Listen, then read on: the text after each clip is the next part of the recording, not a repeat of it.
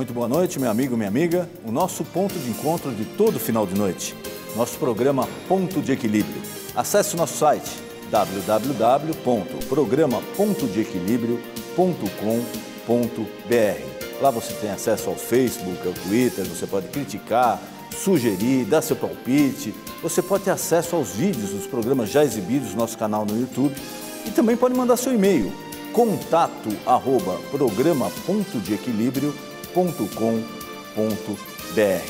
E hoje é com imenso prazer que eu recebo o Bispo Jorge Pinheiro. Bispo, muito obrigado por você ter aceito o nosso convite, é um prazer receber o senhor no nosso programa. Já gostaria de explicar, você já conhece o nosso Bispo, e ele é uma pessoa muito ocupada e mesmo assim uma deferência especial ao nosso telespectador. Ele abriu um espacinho na agenda dele aqui, está corrido o dia inteiro para poder participar do nosso programa. Obrigado por ter aceito o convite, Bispo. Missionário, para mim é uma honra, eu me sinto muito feliz de estar podendo participar deste programa, que, como o próprio nome diz, ponto de equilíbrio. Eu gosto dessa palavra. Você sabe que uma das coisas mais difíceis do ser humano é ser equilibrado, né? A gente vê muitas vezes a falta e os excessos, né? Então, quando você tem um equilíbrio, a vida se torna melhor, as coisas ficam mais fáceis. Então, para nós é uma satisfação muito grande estar participando juntamente com o missionário Denis e o telespectador que acompanha essa programação. Muito obrigado, Bispo. E o Bispo você já conhece aqui da igreja, vocês acompanham o trabalho do Bispo, o trabalho espiritual do Bispo, mas hoje nós vamos falar sobre um tema que também afeta diretamente a todos, que é o aquecimento global. O Bispo vai falar sobre isso e vai dar o histórico dele, porque o Bispo teve uma vida já pública e ele vai passar para vocês. Bispo, para o nosso telespectador, como começou a carreira pública do senhor, como o senhor veio para a obra de Deus, dá um briefing para o pessoal, por favor. Eu vou tentar ser resumido, né? Sabe que sem a resenha é complicado. Mas assim, eu fui funcionário do Banco do Brasil, né, durante muitos anos. Depois eu entrei para a obra de Deus, né, pedi demissão do banco, era concursado, para poder me dedicar ao altar de Deus. Num determinado momento, entenderam a época, né, da igreja que eu fazia parte, que eu poderia estar colaborando na política. E a política é o que a gente faz todos os dias, mas existe aquela política partidária. E ela é necessária porque, por mais que as pessoas não gostem da política partidária, sempre vai existir um vereador, sempre vai ter um prefeito, um deputado estadual, Exatamente. Um deputado federal, um governador e um presidente da república e um senador. Eu não esqueci de nenhum desses cargos eletivos, né? São esses aí. Então, sempre vai existir, a pessoa gostando ou não. Então, eu fui deputado federal por 3 mandatos, fui secretário de Meio Ambiente, também fui secretário de Administração e Recursos Humanos. E esse tema que nós vamos falar hoje, o aquecimento global, tem tudo a ver com as questões ambientais que envolvem e que prejudicam ou melhoram o dia a dia de todos nós, quer seja no Brasil, quer seja na América do Norte, na Europa, na Ásia. O problema do aquecimento global, ele é um problema que afeta a todos os seres humanos do planeta Terra. Bispo, existe radicalidade tanto no lado quanto do outro, mas a preocupação mundial com o aquecimento global é inegável. Como o senhor falou, isso daí já tomou conta da Europa, dos Estados Unidos, da Ásia, e de repente se agrava, porque tem um tsunami, ou tem um furacão, aí todo mundo lembra do assunto. Mas também tem aquelas pessoas que falam que tem muita gente se aproveitando disso daí para obter algumas vantagens, e falam que, olha, se você pegar a média de temperatura lá da década de 30, está muito parecida com agora. Bispo, até que ponto é verdade, tem exagero, não tem, tem radicalismo? Olha, o radicalismo existe de ambas as partes, daqueles que querem negar, né, aquilo que a olhos nus a gente está vendo, você percebe isso, não há como dizer que não houve mudanças climáticas, e há também os exageros daqueles que acabam apimentando demais a coisa. Então, aquilo é o ponto de equilíbrio, né? Porque o ser humano, ele é a raça dominante no planeta. Então, você tem necessidade de produção de alimentos, você tem que acomodar uma população crescente a cada ano. A população mundial já ultrapassa mais de 7 bilhões Exato. de seres humanos e ela vai crescer. A tendência é crescer, é um problema. Estatísticas até, eu ouvi recentemente, a população mundial cresce até 2040 e provavelmente vai atingir 9 bilhões de pessoas. É muito rápido, é muito rápido. Então, você tem ali pessoas que precisam se vestir, precisam se deslocar, pessoas que precisam se alimentar e morar. é uma necessidade. Então, nós também, por outro lado, não podemos exaurir todos os recursos, porque só temos esse planeta. Só temos esse. A gente está vendo a tecnologia aí, procurando algum outro planeta que tenha as condições que nós temos, e não se encontrou ainda, e talvez não vai se encontrar. Aí, voltando um pouco para a questão até, digamos assim, religiosa, a Bíblia Sagrada, quando Deus criou o planeta que nós vivemos e colocou o homem no jardim do Éden, deu a ele domínio sobre todas as espécies, e assim tem sido. Não existe nenhuma espécie hoje que domina o ser humano domina sobre todas elas. E até com tanto rigor que algumas dessas espécies nem existem mais. Existem animais que estão extintos por conta da ação predatória do homem. Então Deus, quando deu esse domínio, diz que nós dominássemos e sujeitássemos a terra, não que a destruíssemos, porque a terra é obra das mãos de Deus. Os rios, as florestas, os lagos, os animais, o próprio ar que nós respiramos, a água que bebemos, isso tudo foi obra das mãos de Deus. E nós não podemos destruir o que Deus criou. Assim como o próprio ser humano é obra da mão de Deus também, feito à imagem e semelhança dele. Então, essas questões de aquecimento global, isso mexe com todo mundo. Você lembra, há alguns anos atrás, o missionário Denis, a gente tinha mais ou menos definidas as 4 estações do ano. Hoje a gente não tem isso mais. São Paulo era a terra da garoa, né? Fica anos sem ter garoa aqui. Não, e assim, em época que não era para estar mais chovendo, nem fazendo frio, o frio continua, ou o calor que se excede. Então, hoje não se existe mais aquelas estações do ano bem definidas, isso acabou. Você tanto pode ter calor e frio em época que não era para ter, como o excesso dos mesmos. Já era para ter acabado o frio, continua com frio. Já era para ter passado o verão, o calor, e o verão continua se prolongando. Então, na verdade, o aquecimento global, ele mexe com as estações do ano e mexe em todo o globo. E tem uma confusão, né, Bispo? Porque o pessoal às vezes fala, não, olha, essa história de aquecimento global está mal contada, é porque nunca teve um inverno tão rigoroso. Mas isso é um sintoma do aquecimento global. Ele radicaliza a temperatura, tanto para cima quanto para baixo. Se você tem um inverno rigoroso demais num determinado lugar, é porque você está tendo uma seca rigorosa demais no outro lugar. Exatamente. É a questão dos hemisférios, norte e sul, né? A questão dos trópicos. Então você vê ali um descompasso da própria natureza, provocada pelo homem. É lógico, nós tivemos aí, quem estuda a história do planeta, tivemos eras glaciais, tivemos eras de aquecimento, mas aquilo era uma coisa natural. Você vê que a natureza ela é tão sábia que existem épocas que uma floresta ela se incendeia e é necessário que aquilo aconteça e ali nasce uma nova floresta. É um acontecimento natural, um raio caiu numa área muito densa de florestas, queimou, aconteceu. Isso é uma coisa. A própria natureza ela se equilibra. Mas quando tem a intervenção do homem ali, então é uma coisa diferente. A quantidade de poluição, de dióxido de carbono, monóxido de carbono, queima de combustíveis fósseis, que nós temos feito hoje no planeta Terra, isso nunca foi natural. Então você já vê ali uma espécie, o ser humano, intervindo na natureza, no equilíbrio perfeito que Deus criou. E os malefícios, todos nós temos visto aí, as catástrofes, as enchentes, né? Muita gente perdendo a vida e perdendo bens preciosos por conta destas mudanças climáticas. Bispo, qual é o grande vilão da história aí? Combustível fóssil, desmatamento. Qual é o fator preponderante? Olha, a gente não tem como dizer que existe um fator preponderante. Você tem vários fatores que vão se somando. Por exemplo, as florestas, né? As pessoas se atentam muito à questão da derrubada de florestas, e isso realmente é preocupante, porque as florestas são aquilo que a gente chama dos sumidouros dos gases do efeito estufa. As florestas, elas purificam o ar, elas absorvem o gás carbônico. Então, a partir do momento que eu elimino os sumidouros destes gases, eles vão ficar muito mais tempo na nossa atmosfera. Então, a derrubada das florestas, ela ocasiona uma série de efeitos em cadeia. Você destrói uma série de espécies, animais, você ocasiona um desequilíbrio na fauna e na flora, né? Você tem resultados negativos com relação a isso. Você, quando desmata, por exemplo, as margens dos rios, você torna aquele rio propenso a um assoreamento. Então você vai ver que uma coisa vai puxando a outra. E quando eu tenho também um aumento, por exemplo, da frota mundial de veículos, é mais gás carbônico que a gente está lançando na atmosfera. Então, você tem ali a emissão desses gases provocados de forma, muitas vezes, irresponsável pelo próprio homem. E você não tem hoje um mecanismo para poder eliminar esses gases. Aí você vê a proliferação do concreto armado, por exemplo. A gente vê as cidades... Impermeabiliza a cidade, né? Qualquer chuva, a cidade está impermeabilizada, porque não tem mais como...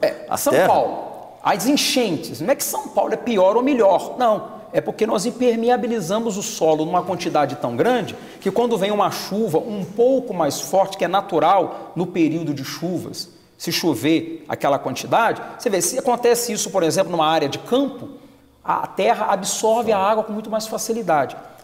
Em São Paulo ou numa grande metrópole, isso não acontece porque a água simplesmente não tem para onde correr. Ela não é absorvida, porque você tem asfalto, você tem concreto, impermeabilização do solo, ela vai correr para algum lugar. E não tendo para onde ela correr, ela vai empoçar. Aí você vem o quê?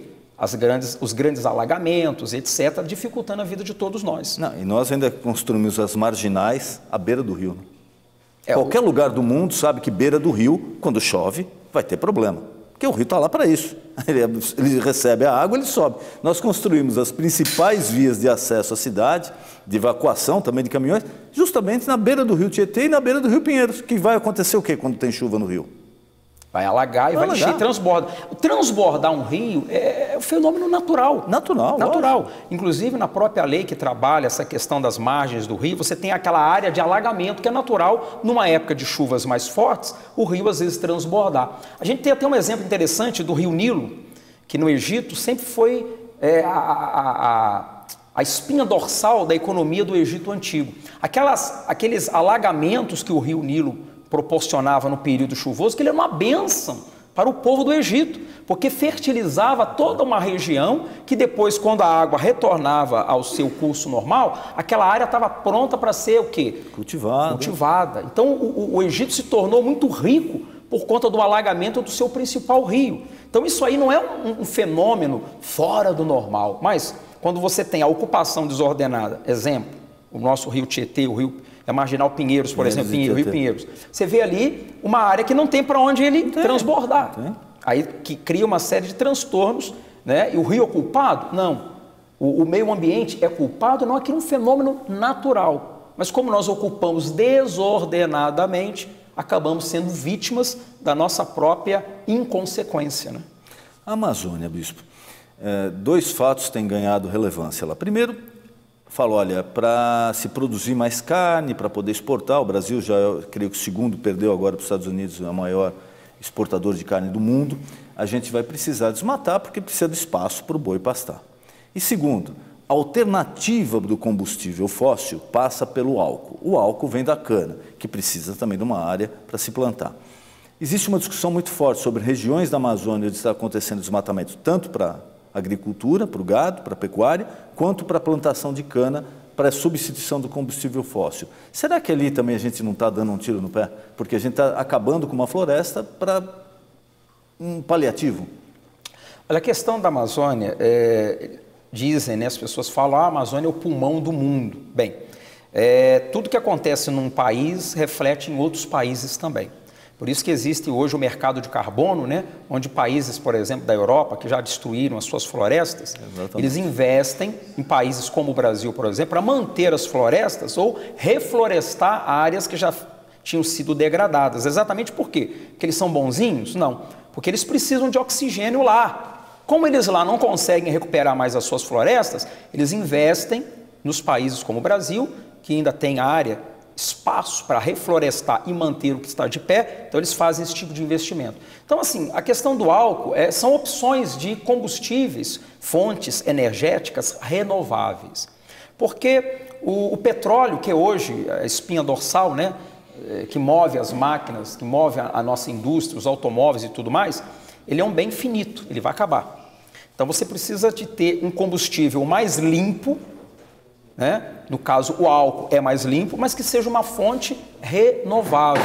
E aí você vê uma série de outras matrizes energéticas que estão sendo desenvolvidas, energia elétrica, outras fontes, os ventos, por exemplo. Nós temos uma riqueza muito grande, principalmente no Nordeste, da energia eólica, né, movida atrás. Então você tem uma série de outras matrizes energéticas interessantes. Então, isso aí é uma coisa que você tem que avaliar muito, porque a floresta amazônica, quanto mais nós pudermos mantê-la de pé e intacta, melhor. Só que você tem ali uma série de interesses econômicos que também precisam ser respeitados e sem os quais não há vida. A economia gira em torno dessas coisas todas. Então, é um dilema muito grande. Existem hoje tecnologias onde você pode criar gado com menos espaço do que a que normalmente é utilizada. A tecnologia hoje ela trabalha a nosso favor. De você poder, por exemplo, na questão do plantio da cana-de-açúcar, você, num espaço menor, conseguir produzir muito mais do que você ter que abrir mão ou ter que ter áreas muito grandes para poder plantar muita cana para você ter o álcool, né?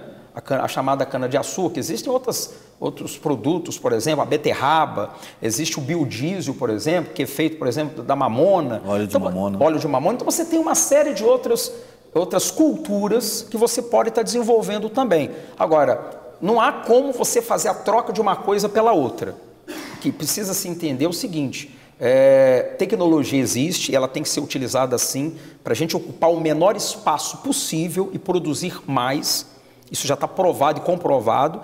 E existem técnicas de manejo onde você pode, por exemplo, estar variando a determinadas culturas e conviver bem uma coisa com a outra. Agora, quando entra a ganância, quando entra o lucro fácil, né, isso tudo atropela a tecnologia. E aí você vê esses desmatamentos absurdos que a gente vê sem um propósito muito claro. A gente vê que muitas vezes é para pura e simples retirada de madeira. Da madeira, exatamente. Um outro lado, bispo, agora vamos passar uma coisa que afeta às vezes o empresário, que o empresário gera emprego, então causa uma preocupação também. Muitos reclamam do seguinte, falam, olha, eu pretendia construir aqui uma indústria, eu pretendia construir aqui uma estrada vicinal e etc., e em função do IBAMA, ou do Ministério Público, ou do impacto ambiental, etc., etc., me exigiram tanta coisa, mas tanta coisa, que sabe o que eu vou fazer? Eu vou desistir de fazer isso aqui, vou procurar um outro local, ou vou procurar um outro país. Um dos motivos do crescimento estrondoso da China está passando por isso. Porque a Europa e os Estados Unidos você não consegue, mas às vezes tem uma árvore ali, você não faz mais nada. Então eles estão montando indústria lá. Qual seria aí o bom senso, bispo? Porque nós precisamos também, nós não podemos parar uma sociedade em função porque tem uma árvore ali que eu não vou poder cortar, ou que tem uma espécie lá que não vou poder mais mexer, então eu não desenvolvo aquela região. Como é que a gente poderia, qual seria o caminho melhor para a gente conciliar o crescimento com a preservação? Olha, eu me lembro de algumas experiências que eu tive enquanto secretário de Meio Ambiente, e a gente tinha muito contato, enquanto deputado federal também, fui vice-presidente da Comissão de Meio Ambiente na Câmara dos Deputados, e esses assuntos e aspectos iam bater todos lá, né? Embate entre, muitas vezes, o IBAMA, a Secretaria de Meio Ambiente do Estado e o empresariado que precisava ou queria fazer algum tipo de investimento. O próprio governo federal, muitas vezes, se viu tolhido, porque precisava realizar, por exemplo, obras de uma barragem muito grande para a construção de uma usina hidrelétrica, só que não se conseguiam as licenças ambientais para que aquela usina fosse feita, né? E aí é uma discussão sem fim. Eu falo assim, os exageros à parte têm que ser contidos, mas também nós não podemos impedir o progresso, o crescimento, o desenvolvimento.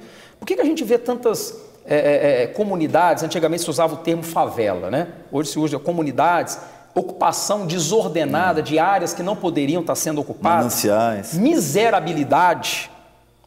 Tudo isso são problemas sociais e econômicos. E a gente não pode também brecar o desenvolvimento econômico, porque nós vamos criar problemas sociais, nós vamos criar violência. Então, o bom senso nessa hora, porque é aquilo que eu falei, a própria tecnologia, a inteligência que Deus deu ao homem, tem resposta e saída para todas essas questões. Os exageros de ambas as partes é que acabam criando os problemas. Tem alguns ecologistas que, se dependesse deles, a gente andava de cipó, não era de carro, que nem o Tarzan, e todo mundo andava de tanga. E não ia existir casa, a gente ia morar nas árvores. Isso é um exagero. E existem também aqueles empresários predadores que, se depender deles, o planeta vai virar um deserto. Nós vamos acabar com tudo e daqui a pouco não vai ter como sobreviver nesse planeta. Então, os exageros é que são o problema. A gente precisa ter bom senso, equilíbrio. Existe, eu volto a dizer, a saída está na tecnologia. O Brasil tem desenvolvido tecnologia de ponta, tecnologia importada também de outros países, que resolve muito bem essas questões. A gente pode, por exemplo, desenvolver a questão das usinas hidroelétricas, que é uma energia limpa, que polui muito menos, tá? Mas alguém vai dizer, mas quando vai inundar um lago, vai destruir floresta, e aquela floresta que vai morrer ali, os gases do efeito estufa vão proliferar, não sei se você teve a oportunidade de ver, em grandes lagos que são feitos, borbulhando, aquilo ali são gases do efeito estufa. Você vai num aterro sanitário, por exemplo, ali, metano, o gás metano pesadíssimo, 25 vezes mais pesado que os dióxidos de carbono, gases do efeito estufa. Então são problemas que a tecnologia consegue resolver. Nós temos exemplo de aterros sanitários no Brasil, que a emissão de gases do efeito, gases metano é quase que nenhuma, simplesmente usando tecnologia barata e simples, para dar uma destinação adequada àquele aterro sanitário, àquele lixo. Então, a saída é investimento em tecnologia. Tecnologia é a sabedoria de Deus a serviço do homem. Bispo, a tendência normal do ser humano é sempre empurrar a responsabilidade ou para o Estado, ou para o outro, ou para o terceiro. Ele nunca acha que ele pode fazer alguma coisa. Mas eu acho que nesse processo de conscientização, todo mundo deve fazer alguma coisa. A gente deve cobrar das autoridades, deve cobrar do Estado, etc. Mas tem a parte que é o cidadão que tem que fazer. Conscientizar e passar isso para as outras gerações. Quais os conselhos básicos que o senhor dá para a pessoa que hoje já está enfrentando isso e que ela não deseja? Lógico que o filho dela, daqui 20 anos ou 30 anos, encontra uma situação pior. O que pode mudar já no dia a dia do cidadão que pode ajudar no meio ambiente? É uma questão cultural. Você vê a nossa geração, a gente pode dizer assim, foi a geração do desperdício. A gente desperdiçava muita água. Você vê o sujeito entra debaixo do chuveiro e fica cantando, e a água descendo, e lá vai a água, água potável, água doce, que é um grande problema, né? O sujeito vai fazer a barba, a torneira aberta, vai lavar o carro, a mangueira lá, ele nem se dá o trabalho de fechar a mangueira, larga a mangueira ligada, ele vai ensaboando o carro e a água está indo. Então, a cultura do desperdício, né, da destruição, nós herdamos na nossa geração. Você já pode observar que essa geração que está vindo agora é diferente. Eu tiro pelos meus filhos. Eles têm uma consciência ambiental que nós não temos, porque isso já está sendo ensinado nas escolas. Essa geração que está vindo agora está preocupada com a questão da água, com a questão das árvores que estão sendo cortadas, dos animais que estão sendo extintos. Então, é uma geração que vem com um pensamento diferente. Mas essa geração não chegou ao poder ainda. Nossa geração é que está no poder hoje, que ocupa os cargos de mando e de decisão. Então, nós temos que pensar mesmo em pequenos hábitos que nós temos que abandonar. Isso cada um pode fazer no seu dia a dia. Plantar uma árvore. Você já pensou se cada cidadão no mundo conseguir plantar pelo menos uma árvore que seja? Nós já vamos mudar. Preservar as árvores que você tem na sua rua, por exemplo, não deixar depredar, destruir, né? Não jogar lixo, porque o lixo nas ruas vai ocasionar enchente, vai tampar o bueiro, vai criar problemas ambientais, né? A gente reciclar, por exemplo, tem tanta coisa que se joga fora hoje, ô missionário Denis, que pode ser reaproveitada e nós não vamos precisar retirar de novo da natureza. Nós temos visto já algumas empresas que trabalham com reciclagem e mudarmos os nossos hábitos, não produzir tanto lixo. A gente produz lixo demais. Muito lixo. Os dados são impressionantes. Para onde vai parar esse lixo todo? Inclusive, até um tempo atrás, acho que era o prefeito Serra que estava aqui, que ele instituiu a taxa do lixo, foi criticado tudo, e ele colocou o seguinte, falou, olha, não vai ser no meu governo o problema vai ser nos governos de 2, 3 mandatos para lá, porque não tem mais lugar em São Paulo para colocar o lixo. Exatamente. É a cultura do desperdício. A gente revê os nossos hábitos. Você tem lá 10 pares de sapato, para que você precisa de mais 2, 3? Consumir tanto. Quanto mais consumistas nós somos e desperdiçamos, mais as indústrias vão produzir para atender essa demanda de consumo desenfreada e que acaba ocasionando o quê? Tudo, meu sapato hoje está aqui, amanhã ele vira lixo. É lixo que eu vou estar jogando fora. Então, quanto mais eu consumo, eu aumento o meu consumo, mais lixo eu vou produzir. Então, são pequenos hábitos, né, saudáveis que a gente pode mudar no nosso dia a dia, né, que vão melhorar muito a vida de todos nós. É aquela coisa, um contribui um pouquinho aqui, outro contribui um pouquinho ali, não desperdiçando, valorizando as riquezas naturais que nós temos, ajudando a policiar e a proteger o meio ambiente, optando por exemplo, você pode optar por consumir objetos reciclados, por exemplo. Você vai no supermercado, por exemplo, você vê lá, né, essa embalagem aqui é feita com material reciclado, dá preferência para isso, né? Porque aquela empresa ali está tendo uma consciência ambiental. A gente vê muitas empresas aí que têm investido nisso. Então vamos procurar adquirir produtos dessas empresas, porque eu estou incentivando o quê? A preservação ambiental. O aterro sanitário, o lixo propriamente, bispo, eu vi um fato curioso. Recentemente, inclusive o apóstolo estava comigo nos Estados Unidos quando a gente passou numa estrada e nos chamou a atenção. Tem aterros sanitários que eles se preocupam tanto com o lençol freático, para aquele lixo não vazar, né, não ultrapassar e chegar no rio, ou chegar na água, embaixo da terra que é consumida, como também com o gás que é gerado. Então eles construíram pequenas usinas praticamente ligadas a esse aterro sanitário. E essas usinas, com o gás que ela consegue captar, ela abastece cidades, lógico, pequenas, mas cidades ali com 10, 15 mil habitantes, todo o abastecimento de energia elétrica do gás do aterro sanitário. É o gás metano, né? É um gás que ele pode ser reaproveitado. Esse líquido que você está falando é o que a gente chama do churume, que ele vaza mesmo e vai contaminar os mananciais, os lençóis freáticos, né?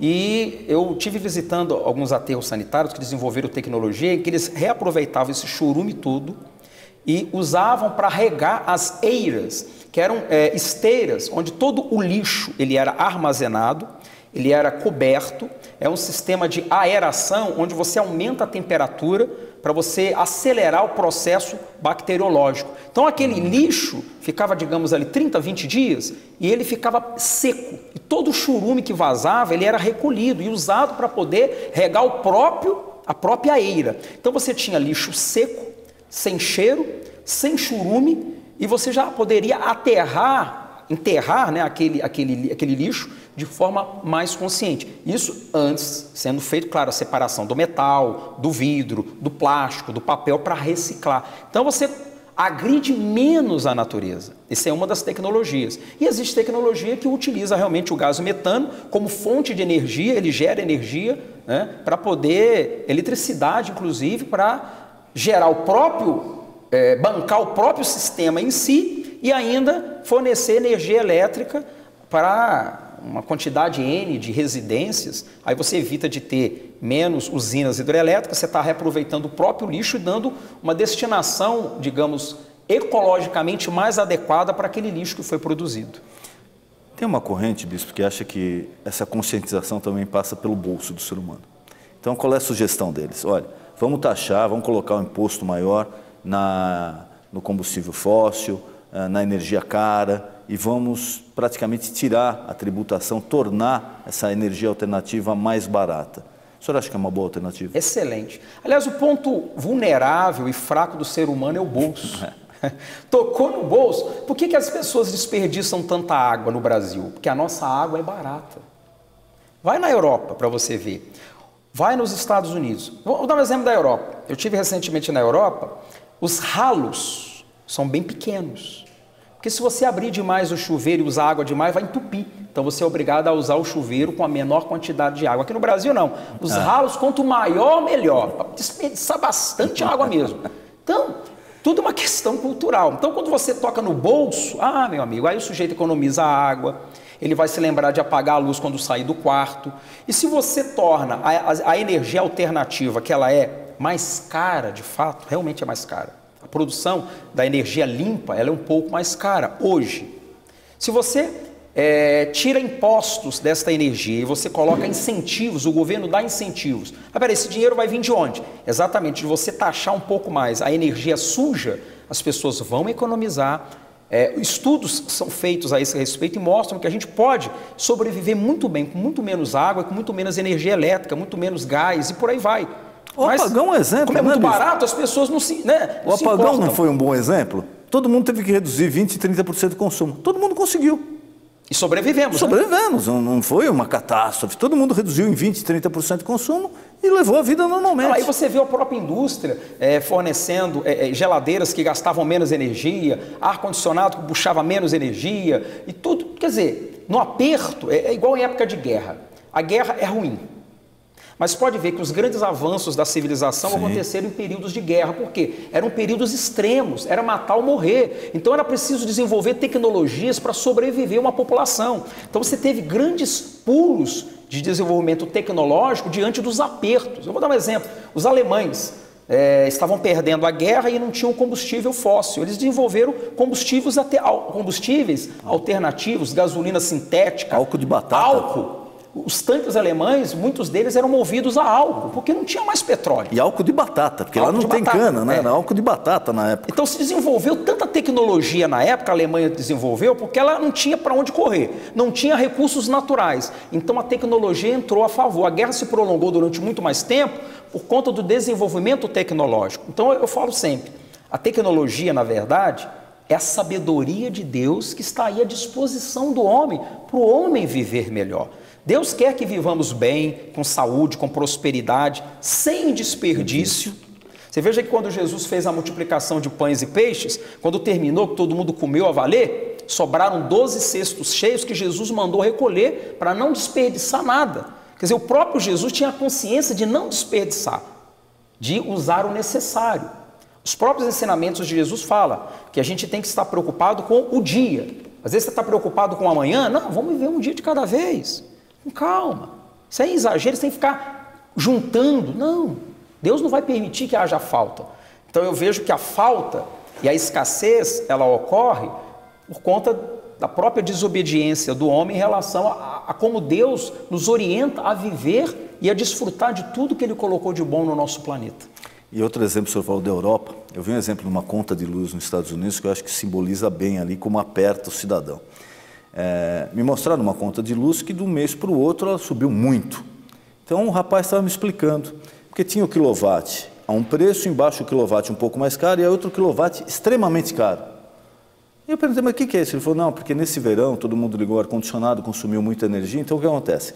A hidrelétrica não deu conta. O custo do teu quilowatt da hidrelétrica, não sei, vamos dar um exemplo, é $1. O de baixo, que é uma outra fonte alternativa, passa por $1,50.